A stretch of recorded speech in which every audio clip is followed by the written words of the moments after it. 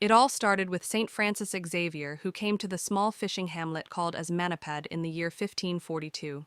He spread the word of God in the neighborhood, and he was affectionately called as Maniadi Samiyar, as he used to ring a bell before he preached. He stayed in a cave near the sea, which we will see in this video. He dug a small well from which he drew water untainted by sea salt. We will show you the same well, and people come to draw water from the well, which has miraculous properties.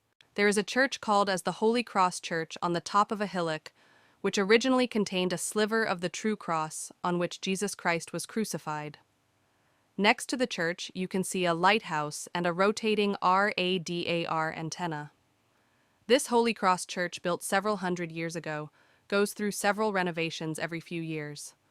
The road leading up to the hillock has 14 stations on the way, which acts as the way of the cross during the Lent season.